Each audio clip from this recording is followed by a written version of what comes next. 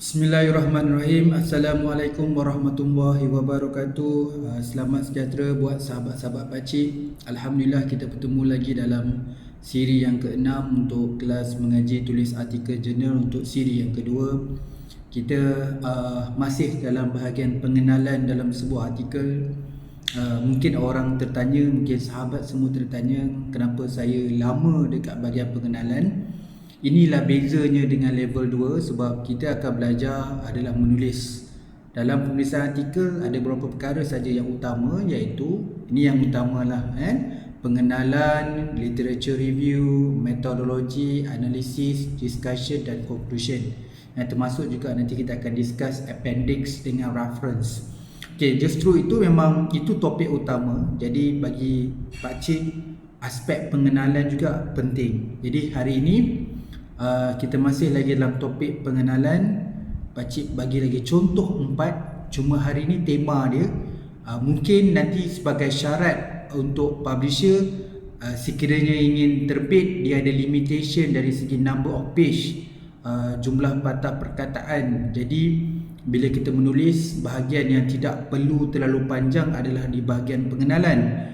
Jadi mungkin di bahagian metodologi, analisis dan juga paling penting iaitu perbincangan perlu ditulis lebih panjang. Justru itu di sini tema kita hari ini pakcik nak tunjuk ada 4 perenggan terpilih untuk kita kongsikan, tapi tema dia adalah ringkas. Justru itu nanti pakcik akan pilih dan telah pilih dah sebenarnya untuk kita kongsi dalam slide ni. Pakcik ambil yang ringkas, yang pendek, tetapi ada tujuan dia. Seperti mana dalam siri yang kelima, pakcik memang dah go through perenggan terpilih dan pakcik ada keyword dia. Macam contoh je hari ini kita akan pergi topik-topik, tema dia adalah kajian terkini. Bagaimana kalau dalam literature review tu, bagaimana nak highlight kajian terkini, kemudian kelompongan atau research gap dan objektif, kemudian sumbangan kajian, dan juga di perenggan yang terakhir biasa kita buat rumusan. Tapi pakcik pilih sebab mungkin kat sini ramai yang akan buat SLR. Jadi pakcik nak tunjukkan bagaimana di bahagian pengenalan di perenggan yang terakhir nak tulis rumusan bagi kajian SLR. Jadi 4 artikel yang pakcik pilih hari ini untuk kita perbincang dan kita perhalusi apa yang ditulis dalam perenggan ini. Okey, kita mulakan dulu dengan perenggan pertama untuk hari ini. So topik dia adalah developments of communications and sport in China based on mapping on knowledge information visualization. Okey, baca ulang balik tajuk dia adalah developments of communications and sport in China based on mapping of knowledge information visualization. Okey. Okey, ini daripada review artikel. Jenis artikel adalah review artikel daripada publisher Sage Open. Okey, Sage Open ni maksudnya dia adalah kebanyakan lah, fokus pada Sage Open adalah open access. Okey, dalam perenggan ni, okey, dia mulakan dengan satu citation. Contoh macam ni tau, dalam bahagian pengenalan tu sekiranya okey, dalam topik-topik tertentu, contoh dia macam artikel ni, kita nak highlight bahawa terdapat satu kajian yang terbaru. Kajian terbaru tu menunjukkan dia align dengan topik kita. Tujuan kita nak cite dia dalam kita punya artikel sebab nak tunjukkan bahawa kita selari dengan keperluan semasa. Yang maksudnya beberapa researcher utama juga telah membincangkan perkara ini. Jadi perkara ini perlu diperbincangkan dalam konteks mungkin kajian tu yang sebelum ni, yang terkini itu mungkin lokasi dia berbeza, metodologi yang berbeza. Jadi kita ingin melihat ataupun mengisi kelompongan daripada kajian-kajian yang lepas. Tapi bagaimana dia kupas daripada satu kajian tu, yang menarik kat perenggan ni macam mana dia kupas dari satu sumber, dari satu kajian, macam mana dia kupas apa yang ada dalam kajian tersebut. Okey, kita mulakan perenggan ni. A recent study by Chin, Wei and Qin 2006 involved that sport media was the activity and behavior that takes the sport as communication medium and medium and contents. The essence of sport media was communications. Sport was both medium and content of communications. One of the important characters of sport media was the non-verbal symbol as the communication medium. Okay, pakcik ada highlight masuk dalam satu perenggan ni, dia nak cakap pasal medium communication tu, ada 4 kali perkataan communication dia tersebut. Okay, itu satu. Maksudnya dia nak menegaskan seperti mana dalam topik ni adalah topik berkaitan dengan development of communication and sport. So berapa kali perkataan communication disebut dalam ni, So sport ada berapa kali? Kalau communication ada 4, sport ada 1, 2, 3, 4, 5. Jadi 5 kali perkataan sport disebut, 4 kali perkataan communication disebut. Okay, hanya dalam satu perenggan. Jadi nak menegaskan bahawa topik yang kita tulis, contoh dekat sini, perenggan ni nak menekankan bahawa perenggan ni sangat penting selari dengan topik ataupun tajuk artikel. So ada 5 kali perkataan sport disebut dan 4 kali perkataan communication. Itu satu kelebihan. Dan satu perenggan ni juga, kalau saya pakcik bacakan tadi, dia ada beberapa ayat tau. Dia ada keseluruhan ayat dia ada 1, 2, 3, 4. Tetapi ayat dia pendek-pendek. Plak, titik, prak, titik. Contoh baca balik kan. Dia kata this essence of sport media was communication. Titik. Sport was both medium and content of communication. Titik. Jadi kita boleh belajar. Orang Malaysia banyakkan kat sini kita kurang, bahawa kalau kita nak menulis, kita akan menulis dengan panjang, nak koma juga. Jadi ayat kita akan panjang, kita jadi penghuraian kita panjang. Jadi sebenarnya dalam penulisan artikel pendek juga accept. Okey, jadi perenggan ini yang ditulis oleh authors yang berkaitan development of communication and sport ni adalah untuk membincangkan kajian terkini daripada sumber kajian ni lah. Sebab dia tulis a recent study, jadi kita anggap kajian yang terkini. Okey, dengan mengumpas apakah dapatan yang diperolehi oleh kajian ini. Contohnya disebut tadi aktiviti, sport media, topik dia adalah komunikasi, dan juga di highlight juga one of the important character. Jadi kepentingan dia adalah berkaitan dengan the non-verbal symbol as the communication medium. Jadi contoh kat sini, sekiranya kita nak highlightkan satu sumber citation yang terkini, nak beritahukan dia ada selari atau perkaitan dalam kajian kita boleh menulis ni. 4 ayat tapi simple. Okay, kita bagi contoh yang kedua. Paper ni daripada In The Science, nama jurnal adalah Global Business and Economic Reviews. Okay, itu tak apalah kadang-kadang pakcik bagi contoh pelbagai bidang. Okay, topik dia adalah crafting a web unique value propositions using the concept analysis technique. Okay, topik dia crafting a web unique value proposition using the concept analysis and technique. Okay, ni paper daripada publisher In The Science pada tahun 2019. Okay, dekat sini menarik dalam perenggan ini, kadang-kadang dalam bahagian pengenalan, walaupun kita tahu pengenalan tu ringkas, kita kena beritahu dekat audien ataupun yang pembaca secara common. Ini biasa orang tulis, tapi teknik ni yang kita kena belajar.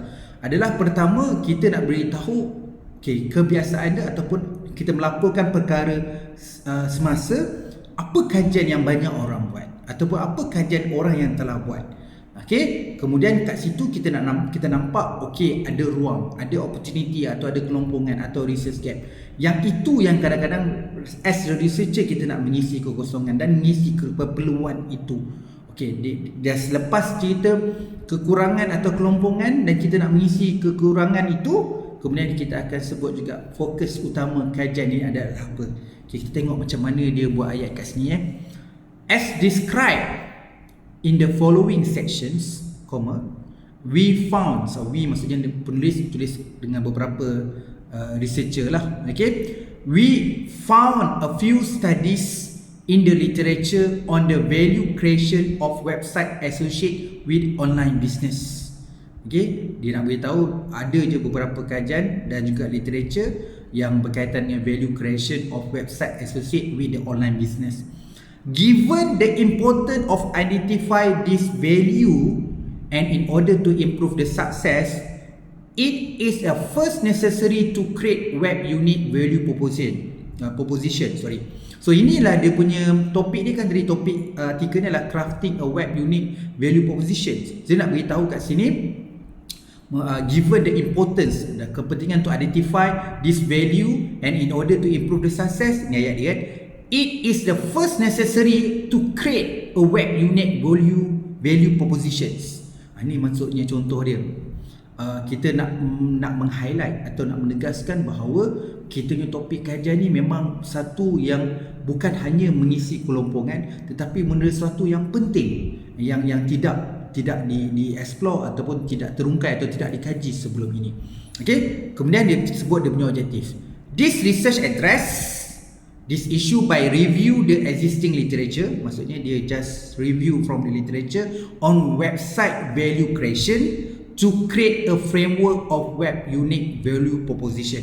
Maksudnya dia akan mulakan untuk menemukan web unique value proposition tu, dimulakan dengan review. Hasil daripada review tu dia akan propose ataupun create framework of web unique value propositions. Macam paper pakcik yang sebelum ni lah, level 1, lepas pakcik review tu propose conceptual framework. So dalam case ni dia create a framework of web unique. So dia gunakan perkataan create kat sini selari dengan tajuk dia buat crafting a web unique value proposition. So tajuk pun menarik. Biasa kita gunakan perkataan develop kan, so kita boleh gunakan perkataan crafting juga. Okey, secara keseluruhan perenggan ini menjelaskan topik kajian lepas yang telah dikaji ataupun telah dilaksanakan dan apa kelebihan utama kajian baru ini, kajian ia.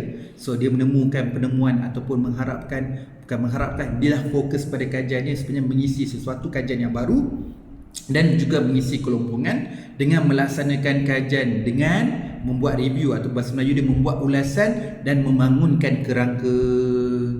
Jadi perenggan ni common, tapi the way dia menulis tu menarik. Beritahu apa yang orang dah study, so apa yang penting sekarang, so kita kena buat yang ni, so dia nak buat yang tu, so benda tu adalah baru menghasilkan satu kepentingan. Kemudian dia beritahu apa objektif dia, okay, fokus kajian dia nak buat apa dan sebagainya. Okay, kat situ yang penting dalam bahagian pengenalan dalam sebuah artikel. Benda tu kena ada, salah satu komponen dia, yeah? So tadi perenggan yang first tadi yang berkaitan dengan kajian terkini, tema ni adalah kelompongan dan objektif.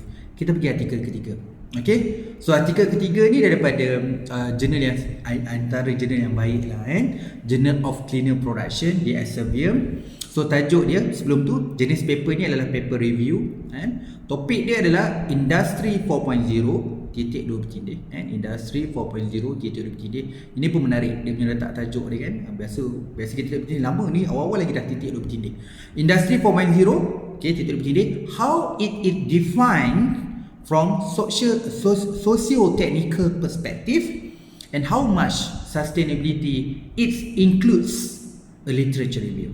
Baca ulang balik, Industrial 4.0 titik 2 bertindih, how it is defined from a social technical perspective and how much sustainability it includes sengkang a literature review. So paper ni paper literature review.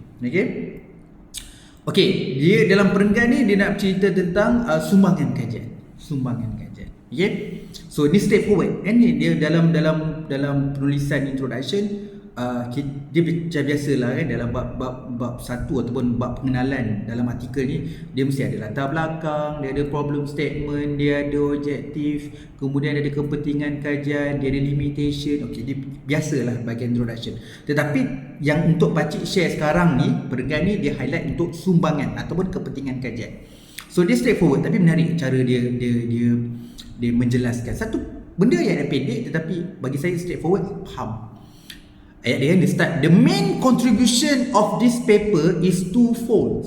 Ada dua perkara lah, 8 years, 8 tahun after it first launch, we now provide a de facto definitions of the concept Industry 4.0 from social technical perspective based on its most often cited key features, as well as a true review of how far the concept sustainability is incorporated in these definitions. Okey, jelas kan? So dalam perenggan ni dia nak menjelaskan dua sumbangan utama kajian yang nak penjelaskan dalam konsep definition dengan incorporated. So tema dekat sini adalah Industri 4.0 dengan sustainability. So bagaimana perenggan ni nak ceritakan, nak highlight yang nak dibincangkan adalah dua perkara. So very simple, the main contribution of this paper is twofold. Dia ceritakan dua perkara tu untuk membincangkan konsep Industri 4.0 konsep Industri 4.0 dengan konsep sustainability dalam konteks definition, kemudian nak buat incorporate of definition itu. Jadi satu perenggan yang pendek untuk kita highlight sekiranya menulis sumbangan dalam artikel ini. Okey, ini yang terakhir untuk malam ini. So dia punya articles daripada nama jurnal tu International Journal Manufacturing Technology and Management, publisher daripada Index Science tahun 2019. So tajuk dia Dimension of Organizational Performance. Dimension of Organizational Performance a review. Saya baca nak bincangkan banyak contoh-contoh artikel yang tanpa data. Sebab tu salah satu untuk memudayakan bahawa kita boleh menulis artikel based pada idea ataupun based pada review. Kemudian kadang-kadang ramai orang di luar tu tanya dalam konteks review. So kalau paper review macam mana nak tulis sebagai introduction? Mungkin dah biasa dengan paper ada data, tapi paper yang tak ada data macam mana? Okey. Perenggan ni simple juga. Okay, sebab tema hari ni adalah simple, nak cari yang ringkas. Okay, biasanya dalam kes ni kita boleh apply, tapi spesifik kes kat sini ramai sekarang researcher atau postgrad yang buat artikel berkaitan dengan SLR. Okay, di bahagian pengenalan, kita masih bahagian pengenalan bukan literature review, masih lagi bahagian pengenalan. Perenggan yang terakhir dalam pengenalan, contoh kat sini bagi artikel systematic review. Okay, dia mulakan ayat macam ni dia nak cerita proses SLR tu dah lebih kurang. Okay, dia mulakan while conducting a systematic review of literature, okay, ni nak cerita proses SLR. Bila saya sebut ni rasanya siapa yang buat SLR dia clear. Electronic search engine specific to organizational performance literature. Okay, nak beritahu dia gunakan electronic search engine pencarian, topik spesifik dia organizational performance literature, use and useful literature source such as libraries. So kita mencari database berdasarkan keyword question performance tu. The pertinent articles are retrieved and scrutinized for relevancy, after which the next action is to objectively appraise the writing to ascertain methodological quality. Okay, jadi bila kita dah temukan beberapa artikel, so kita akan buatlah beberapa perkara.